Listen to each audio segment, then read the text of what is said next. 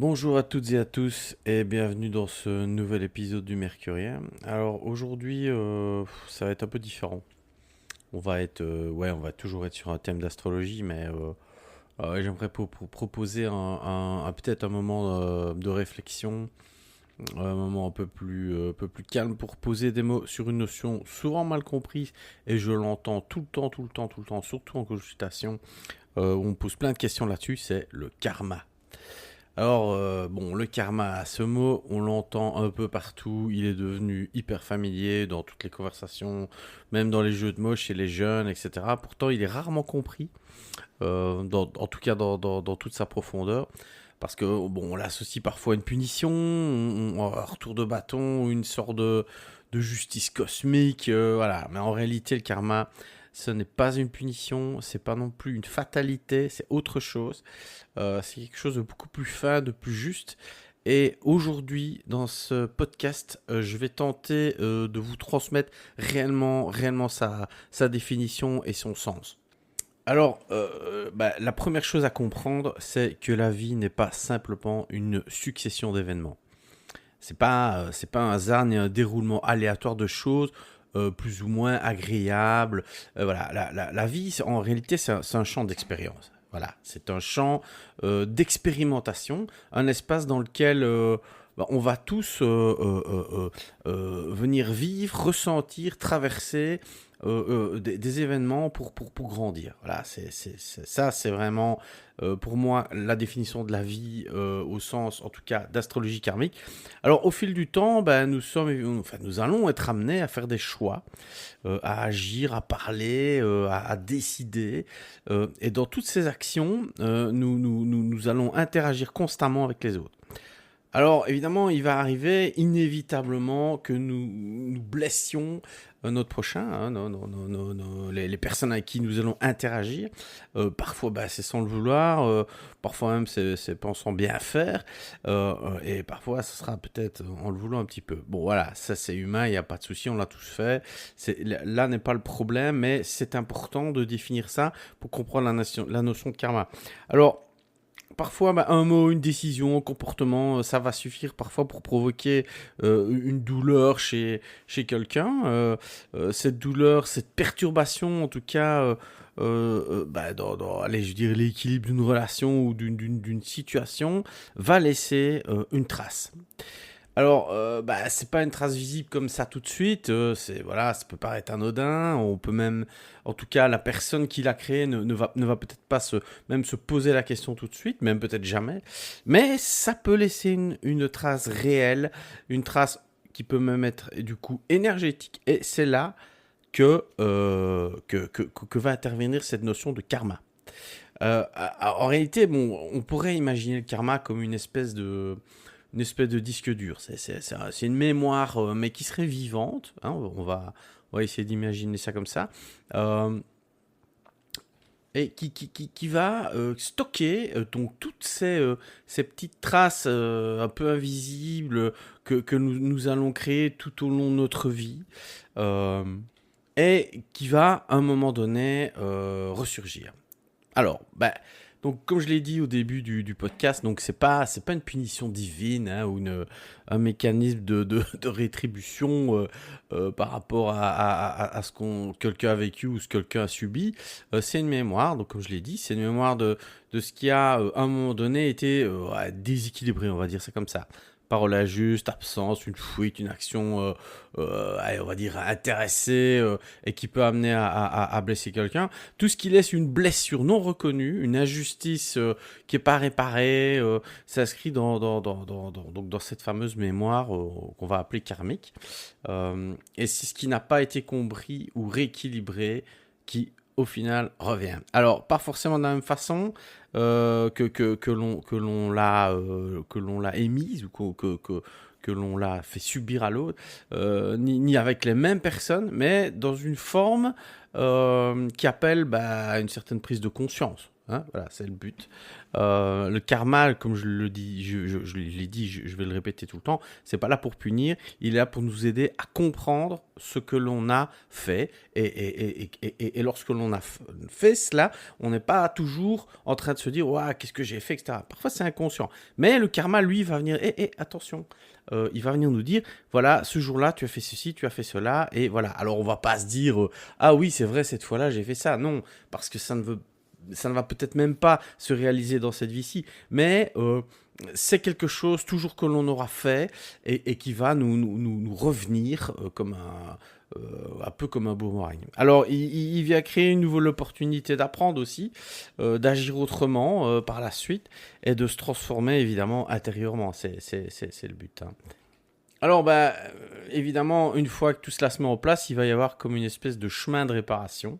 On va, on va appeler ça comme ça, qui va se mettre en place. Alors, bah, donc, lorsque nous allons vivre cette situation difficile, ça ne signifie pas que nous avons été mauvais, hein, dans une vie passée forcément, ou que nous méritons ce qui arrive. Ça signifie que la vie,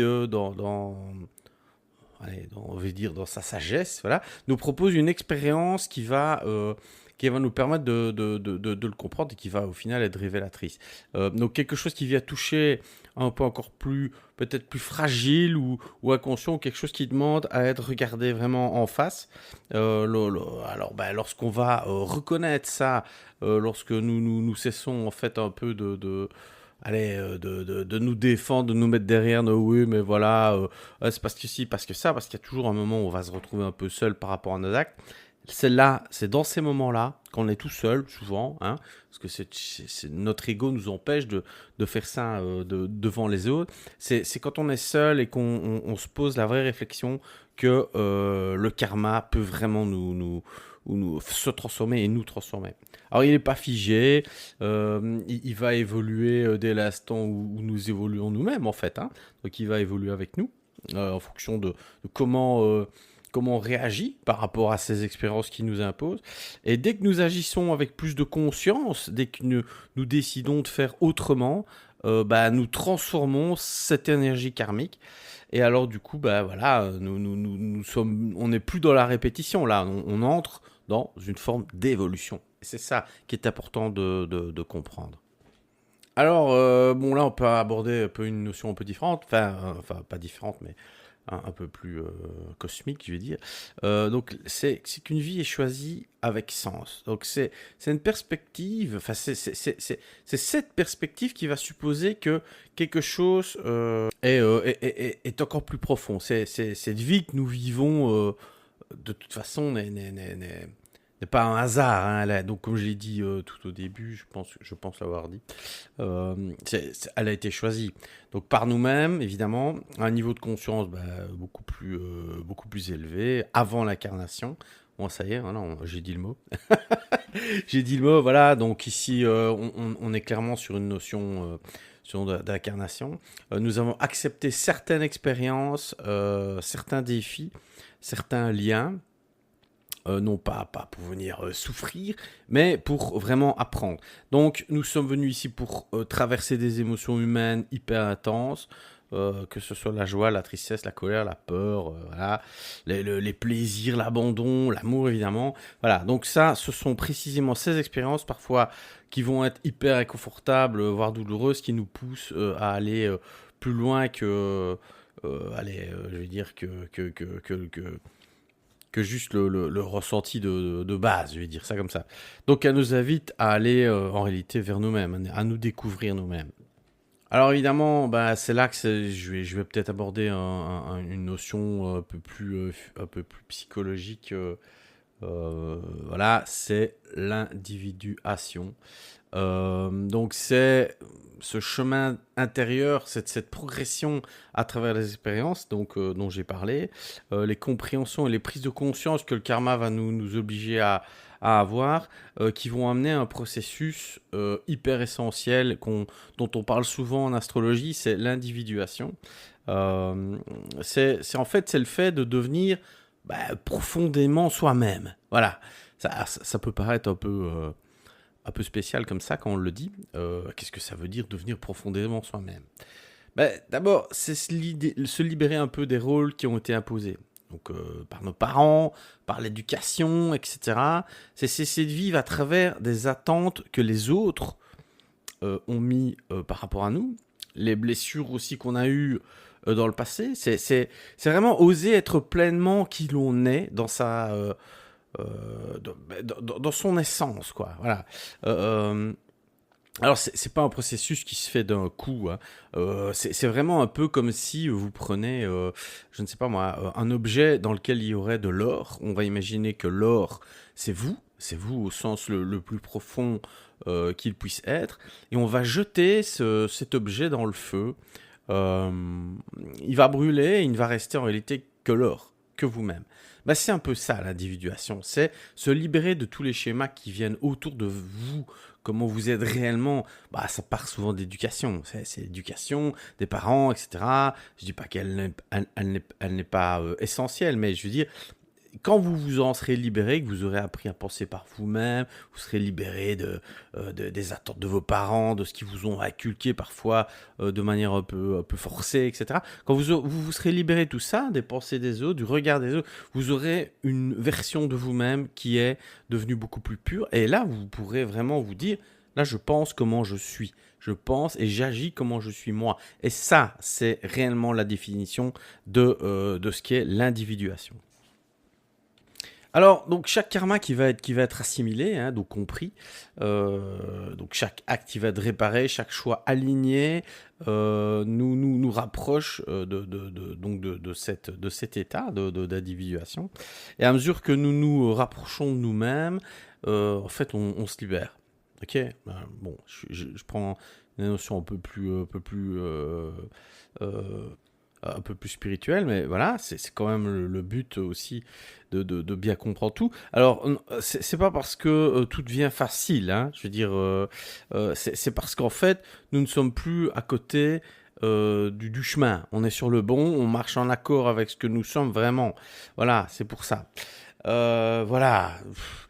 Je pense que j'ai fait un petit peu quand même un bon résumé de ce qu'est le karma et de ce à quoi il nous amène. Donc, je vais dire que pour conclure, euh, voilà, il faut pas penser, enfin, il faut pas continuer de penser donc que le karma est une punition ni une dette à payer. Hein. Je vous expliquais pourquoi, comment il évoluait et à quoi il était utile pour nous. C'est une occasion offerte par la vie en fait de rétablir vraiment un équilibre, d'évoluer, de mieux comprendre. C'est comme un compagnon de l'ombre, mais juste qui nous accompagne jusqu'à ce que on soit prêt à sentir, à se transformer. Et en cela, il est profondément bienveillant. Maintenant, évidemment, on le voit pas comme ça, hein, quand on subit le truc et qu'on le prend dans la tronche, forcément, on pense pas comme ça. Mais là, je vous parle d'un œil extérieur, de comment il faut le voir. Si vous arrivez à vous mettre ça dans un coin de votre tête, le moment où il arrivera, ce sera un peu allégé parce que vous aurez une petite conscience derrière qui vous rappellera ça. Voilà. C'est le but, c'est vraiment le but de comprendre le karma. Alors on peut le voir dans l'astrologie. Je ferai un podcast évidemment pour qu'on comprenne mieux dans le thème, et même pas que dans le thème, dans tout le reste de l'astrologie, que ce soit au niveau des révolutions solaires, des transits, etc. On peut encore avoir des notions karmiques. Elle est là tout le temps, cette notion, elle évolue, et il faut arriver à le voir pour aider la personne à qui vous faites un thème, à qui que vous êtes en train d'accompagner, à comprendre ce qu'elle vit et pourquoi elle le vit. Et parfois, même dans les moments compliqués, essayer de faire comprendre que c'est quelque chose qui est nécessaire. Voilà, je vous remercie pour votre écoute si vous êtes resté jusque-là. J'espère que cette vision du karma vous aura apporté quand même une nouvelle compréhension. En tout cas, que ça vous aura donné donné un élan de réflexion peut-être un peu plus poussé, un peu plus intime. Voilà. Bah voilà, si cet épisode vous a parlé, encore une fois, n'hésitez pas à vous abonner au Mercurien, à partager le podcast autour de vous, sur les réseaux, etc. À me laisser un mot aussi pour me dire ce que vous en pensez. C'est vraiment sympa d'interagir. On peut aller un peu plus loin dans le sujet. Je vous retrouve de toute façon bientôt pour un prochain épisode. Et en attendant cela, prenez soin de vous et de votre chemin. Voilà, à bientôt.